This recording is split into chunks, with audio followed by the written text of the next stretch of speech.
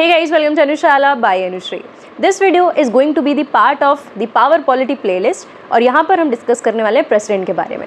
हम डिस्कस करेंगे प्रेसिडेंट से रिलेटेड आर्टिकल्स जो इम्पॉर्टेंट हैं आपके लिए, साथ में प्रेसिडेंट की क्वालिफिकेशंस क्या हैं, उनसे जुड़ी कुछ इंपॉर्टेंट बातें, उनका टर्म कितने साल का होता है, ये सारी चीज़ें हम इस वीडियो में अच्छे से समझने की कोशिश करेंगे। तो अब तक अगर आपने अनुशाला को सब्सक्राइब नहीं किया है तो प्लीज़ सब्सक्राइब करें ताकि आपको पॉलिटिकल साइंस से जुड़े कंसेप्ट्स के बारे में ऐसे ही डिटेल इन्फॉर्मेशन मिलती रहे। So I hope the screen is visible now. चलो सबसे पहले डिस्कस करते हैं प्रेसिडेंट से रिलेटेड आर्टिकल्स के बारे में। प्रेसिडेंट को बताया कहाँ गया है? पार्ट 5 ऑफ कॉन्स्टिट्यूशन में।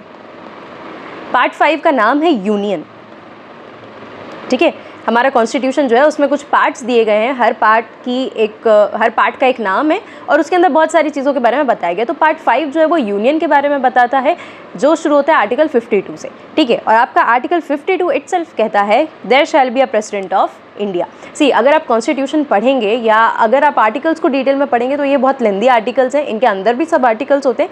मैं क्योंकि आपको एक जस्ट प्रोवाइड करा रही हूँ, ठीक है, कंसाइज तरीके से मैं आपके सामने चीज़ों को प्रेजेंट कर रही हूँ, इसलिए मैंने सिर्फ नाम लिख दिए हैं, ठीक है, या उन आर्टिकल्स के अंदर क्या है वो आपको बता दिया है। तो आर्टिकल 52 कहता है कि इंडिया का प्रेसिडेंट होता है, ठीक है, इतना तो हमें पता है। लेकिन क्या ये इतना जनरल है? नहीं। क्यों? क्योंकि ज़रूरी नहीं है कि हर कंट्री का एक प्रेसिडेंट हो। कहीं पर मोनार्की जो है वो अभी भी चल रही है, जैसे कि ब्रिटेन, वहाँ पर प्रेसिडेंट नहीं होते, वहाँ पर किंग या क्वीन है। ठीक है, तो ये बहुत ऑब्वियस नहीं है, लेकिन क्योंकि इंडिया एक डेमोक्रेटिक कंट्री है, हमारी कंट्री में प्रेसिडेंट, तो हमने उसको बताया अंडर आर्टिकल 52। ठीक है, देन आर्टिकल 53 सेज कि प्रेसिडेंट के पास होती है एग्जीक्यूटिव पावर। ठीक है, प्रेसिडेंट के पास क्या होंगी? Executive power. अब मैं आपको एक छोटी सी बात यहाँ पर समझाती हूँ कि प्रेसिडेंट जो है वैसे वो पार्लियामेंट का हिस्सा होते हैं, क्योंकि पार्लियामेंट के 3 पार्ट्स होते हैं, लोकसभा, राज्यसभा और प्रेसिडेंट। ठीक है, क्योंकि कोई भी नियम बनता है, कोई भी लॉ बनता है तो वो लोकसभा और राज्यसभा मिलकर बनाती है, लेकिन तब तक वो कंप्लीट नहीं होता जब तक आपके प्रेसिडेंट उस पर सील साइन नहीं कर देते, अपना अप्रूवल नहीं दे देते। ठीक है, लेकिन ये तो प्रेसिडेंट की लेजिस्लेटिव पावर्स है। प्रेसिडेंट के पास कुछ एग्जीक्यूटिव पावर्स भी होती हैं। ठीक है, इसलिए हमने क्या बताया कि प्रेसिडेंट जो है उनके पास कुछ एग्जीक्यूटिव पावर्स भी होंगी। इनको हम डिटेल में डिस्कस करेंगे जब हम प्रेसिडेंट की पावर्स के बारे में डिस्कस करेंगे। ठीक है, देन आर्टिकल 54। आर्टिकल 54 कहता है कि हमारे प्रेसिडेंट जो होंगे वो इलेक्टेड होंगे। ठीक है, इलेक्टेड होंगे, लेकिन कैसे इलेक्ट करेंगे हम उनको, ये बताया गया है आर्टिकल 55 में। So manner of the election of president is discussed under article 55। President का जो इलेक्शन होता है वो होता है इनडायरेक्ट। ठीक है, मतलब सीधी बात तो ये है कि क्योंकि हमारी कंट्री एक रिपब्लिक कंट्री है, मतलब जिस कंट्री का जो हेड होता है, पहला सिटीजन होता है, वो अगर इलेक्टेड है तो कंट्री रिपब्लिक कहलाती है। इसलिए अगर आपने प्रीएम्बल पढ़ा है तो हमारे प्रीएम्बल में साफ साफ लिखा है India is a republic country, क्योंकि हमारा head of the country president वो इलेक्टेड है। ठीक है, ये कहाँ से आया है? आर्टिकल 54 से। देन आर्टिकल 55 में मैनर ऑफ इलेक्शन जो कि इनडायरेक्ट है, उसको हम आगे डिस्कस करेंगे। Article 61 impeachment. इम्पीचमेंट क्या होता है? अगर प्रेसिडेंट कोई भी ऐसा एक्शन ले रहे हैं या कोई भी ऐसी बात कह रहे हैं, कुछ भी ऐसा काम कर रहे हैं जो वॉयलेशन ऑफ कॉन्स्टिट्यूशन है, अगर ये बात साबित हो जाती है कि प्रेसिडेंट ने कॉन्स्टिट्यूशन का वॉयलेशन किया है, क्योंकि वो सबसे बड़ा अथॉरिटी है एक कंट्री में, ठीक है, और सबसे बड़ी अथॉरिटी ही खुद अगर कॉन्स्टिट्यूशन के खिलाफ जा रही है, उसके खिलाफ एक्ट कर रही है, तो उसके लिए पनिशमेंट है। और ये पनिशमेंट क्या है कि हम प्रेसिडेंट को उनकी पोजीशन से रिमूव कर सकते हैं, प्रेसिडेंट को उनकी जगह से हटाया जा सकता है अगर उनके खिलाफ इम्पीचमेंट की जो प्रोसेस है वो चालू हो जाती है, या इम्पीचमेंट जो है वो अप्रूव हो जाता है। और ये अप्रूव कौन करता है? ये अप्रूव करती है पार्लियामेंट, पार्लियामेंट के दोनों हाउसेस, बल्कि Lok Sabha as well as Rajya Sabha. Then article 72। Article 72 बताता है कि प्रेसिडेंट के पास कुछ पार्डनिंग पावर्स हैं। पार्डन करना यानी माफ़ करना। ठीक है, there are some pardoning powers in the hands of president, जो कि एक तरीके से उनकी जुडिशियल पावर में आ जाता है। ठीक है, प्रेसिडेंट के पास अल्टीमेट कुछ राइट्स होते हैं कि अगर सुप्रीम कोर्ट ने किसी व्यक्ति को सज़ा सुना दी है, फाइनल डिसीजन दे दिया है, तो उसके बाद सिर्फ और सिर्फ प्रेसिडेंट एक ऐसा रास्ता है जहाँ से वो कुछ मर्सी मांग सकता है या पार्डन मांग सकता है। ठीक है, अब इसके बीच में भी कुछ आर्टिकल्स हैं जिनके बारे में हमने डिस्कस नहीं किया है। क्यों नहीं किया है? क्योंकि अगर आप बहुत डिटेल में नहीं भी पढ़ रहे हैं या आप इंपॉर्टेंट आर्टिकल्स पढ़ना चाहते हैं तो ये 5-7 आर्टिकल्स में आपका काम खत्म हो जाएगा, ठीक है। लेकिन अगर आप एकदम कोर स्टूडेंट है पॉलिटिकल साइंस के तो आप पूरे डिटेल्स में आर्टिकल पढ़ सकते हैं। चलो आगे बढ़ते हैं। अब जानते हैं प्रेसिडेंट के बारे में कुछ और information. President head of the state है और एग्जीक्यूटिव हेड भी है, ठीक है। हेड ऑफ द स्टेट किसको कहते हैं? प्रेसिडेंट को। तो हेड ऑफ द गवर्नमेंट कौन है?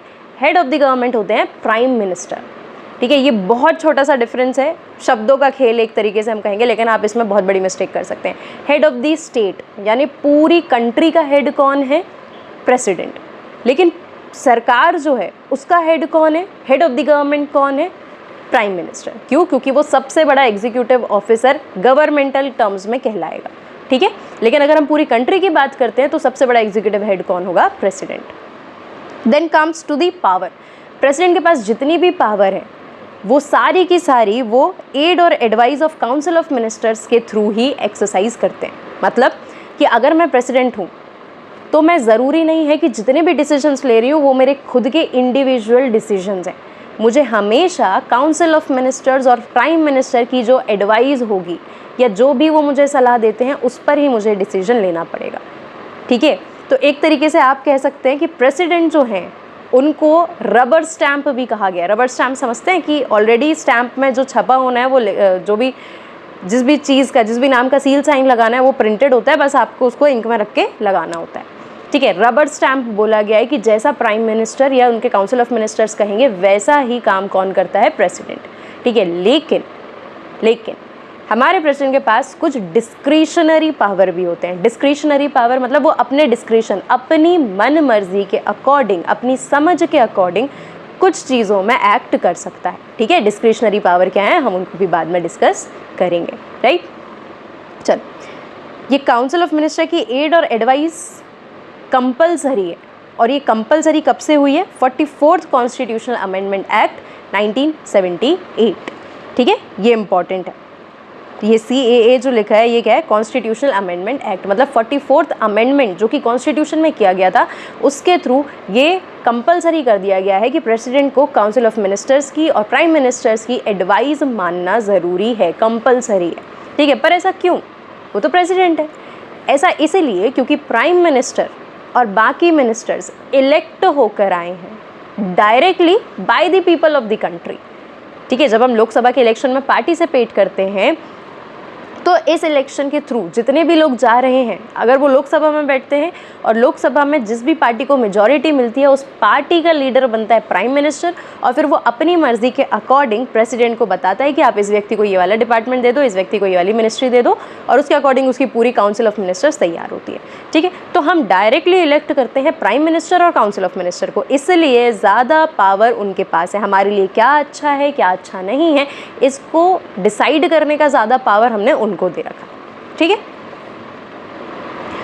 लेकिन प्रेसिडेंट जो है उनका इलेक्शन इनडायरेक्ट होता है, जैसे कि मैंने आपको अभी बताया है ना। तो इनडायरेक्ट हो रहा है मतलब हम सारे लोग डायरेक्टली प्रेसिडेंट के लिए वोट नहीं करते। हमारे द्वारा इलेक्ट किए गए लोग MLAs और MPs ये सारे लोग जाते हैं और प्रेसिडेंट के लिए वोट करते हैं, ठीक है। इसीलिए पावर ज़्यादा देखें तो आप किसके पास है? प्राइम मिनिस्टर के पास, और कम पावर जो है वो किसके पास है? प्रेसिडेंट के पास, है ना। But still there are some matters जिसमें प्रेसिडेंट, क्योंकि वो हेड ऑफ द कंट्री हैं, तो वहाँ पर कुछ उनकी डिस्क्रिशनरी पावर्स होती हैं, वीटो पावर्स उनके पास होती हैं, ठीक है। अगर आपको कुछ चीज़ें अभी समझ में ना आए तो थोड़े समय क्लियर होके जैसे जैसे हम प्रेसिडेंट के बारे में और पढ़ेंगे आपको सारी चीज़ें डिटेल में समझ आ जाएंगी। Next, president is the supreme commander of armed forces. हमारी जो आर्मी, नेवी, ठीक है, एयरफोर्स, ये तीनों जो हमारी आर्म्ड फोर्सेस हैं, मिलिट्री हमारी जितनी भी है, उन सारी आर्म्ड फोर्सेस का जो सुप्रीम कमांडर होता है वो होता है हमारे देश का प्रेसिडेंट, ठीक है। जैसे नेवी के अलग कमांडर होंगे, ठीक है, एयरफोर्स के अलग कमांडर होंगे, आर्मी के अलग कमांडर होंगे, लेकिन इन तीनों के जो एक्चुअल हेड हैं वो होते हैं हमारे प्रेसिडेंट, ठीक है। तो जितनी भी डिफेंस फोर्सेस हैं उन सब के अलग अलग कमांडर्स तो होते हैं, अलग अलग लीडर्स तो होते हैं, लेकिन उन सब का भी सुप्रीम कमांडर कौन होगा? प्रेसिडेंट। हम प्रेसिडेंट को कहते हैं फर्स्ट सिटीजन, ये तो मैं आपको पहले ही बता चुकी हूँ। अब देखते हैं प्रेसिडेंट का इलेक्शन कैसे होता है। प्रेसिडेंट का इलेक्शन होता है इनडायरेक्ट। हम सारे लोग डायरेक्टली वोट नहीं करते, हम जिन लोगों को वोट देते हैं, मतलब जो हमारे रिप्रेजेंटेटिव्स हैं, वो लोग जाकर वोट करते हैं प्रेसिडेंट के लिए, ठीक है। जितने भी लोग प्रेसिडेंट को वोट देते हैं उन सबका एक ग्रुप बनता है और उस ग्रुप को हम कहते हैं इलेक्टोरल कॉलेज, ठीक है। उस ग्रुप को हम कहते हैं इलेक्टोरल कॉलेज, राइट। अगर कोई आपसे अलग से पूछ ले कि भाई इलेक्टोरल कॉलेज क्या है, किसी भी एक पर्सन को इलेक्ट करने के लिए जितने भी लोग वोटर्स होने चाहिए, जिनको वोट करने का अधिकार है, वो सारे लोग मिलकर जो ग्रुप बना रहे हैं उसको हम कहते हैं इलेक्टोरल कॉलेज, ठीक है। अब देखते हैं कि प्रेसिडेंट के इलेक्टोरल कॉलेज में कौन कौन लोग इन्वॉल्व होते हैं। Elected MPs means member of parliament. Member of parliament कौन कौन होंगे? लोकसभा के member as well as Rajya Sabha के मेंबर, ठीक है। यहाँ पर हम प्रेसिडेंट को नहीं गिन सकते, प्रेसिडेंट पार्ट है पार्लियामेंट का, लेकिन ना तो प्रेसिडेंट लोकसभा का मेंबर है ना ही राज्यसभा का मेंबर है, ठीक है। तो यहाँ पर एमपी यानी मेंबर ऑफ पार्लियामेंट जिसको हम कह रहे हैं वो है हमारे लोकसभा के मेंबर्स और राज्यसभा के मेंबर्स, ठीक है। लेकिन कौन से? इलेक्टेड, मतलब लोकसभा में जो 2 एंग्लो इंडियंस नॉमिनेट हुआ करते थे, ठीक है, जिनको अब ख़त्म कर दिया गया है, अब एंग्लो इंडियंस नहीं होते हैं, ठीक है। उनके अलावा जितने भी मेंबर्स थे वो इलेक्टेड थे, चाहे वो रूलिंग पार्टी में हो या वो अपोजिशन में हो, ठीक है, चाहे वो किसी पार्टी को बिलोंग करते हो या इंडिपेंडेंट या इंडिविजुअल कैंडिडेट्स हों, इन सब को अगर वो इलेक्टेड हैं तो प्रेसिडेंट के इलेक्शन में वोट करने का अधिकार है, ठीक है। इनके साथ साथ राज्यसभा के जितने भी इलेक्टेड मेंबर ऑफ पार्लियामेंट्स हैं, ठीक है, राज्यसभा में 12 मेंबर्स जो होते हैं वो नॉमिनेट किए जाते हैं बाय द प्रेसिडेंट। तो इन 12 मेंबर्स को अधिकार नहीं है कि ये प्रेसिडेंट के इलेक्शन में पार्टिसिपेट करें, ठीक है। इनके अलावा जितने भी लोग इलेक्ट होकर गए हैं राज्यसभा में वो सब के सब पार्टिसिपेट करते हैं प्रेसिडेंट के इलेक्शन में, ठीक है। तो elected member of parliament of Lok Sabha, elected members of Lok Sabha and elected members of Rajya Sabha, nominated members यहाँ पर पार्टिसिपेट नहीं करेंगे, right. Then elected MLAs, member of legislative assembly, हमारे जितने भी स्टेट्स हैं उन सब के पास लेजिस्लेटिव असेंबलीज हैं, ठीक है। वैसे ही मतलब जैसे पूरी कंट्री लेवल पर हम देखते हैं तो लोकसभा है, वैसे ही सारे स्टेट्स के पास लेजिस्लेटिव असेंबली होती है। तो लेजिस्लेटिव असेंबली के जितने भी मेंबर हैं जो कि इलेक्टेड हैं, अगेन नॉमिनेटेड नहीं, इलेक्टेड मेंबर्स जितने भी होते हैं उनको भी अधिकार होता है प्रेसिडेंट के इलेक्शन में पार्टिसिपेट करने का। इसके साथ साथ 2 यूनियन टेरिटरीज हमारे पास, दिल्ली एंड पुडुचेरी। ये 2 यूनियन टेरिटरीज ऐसे ही हैं जिनके पास लेजिस्लेटिव असेंबली है, ठीक है। बाकी यूनियन टेरिटरीज के पास लेजिस्लेटिव असेंबली नहीं है, इन दोनों के पास है। तो इन लेजिस्लेटिव असेंबलीज के जो इलेक्टेड मेंबर होते हैं वो भी पार्टिसिपेट करते हैं प्रेसिडेंट के इलेक्शन में, ठीक है। अब एक बार ध्यान से सुनो, प्रेसिडेंट को इलेक्ट कैसे किया जाता है? इनडायरेक्ट इलेक्शन के थ्रू, ठीक है।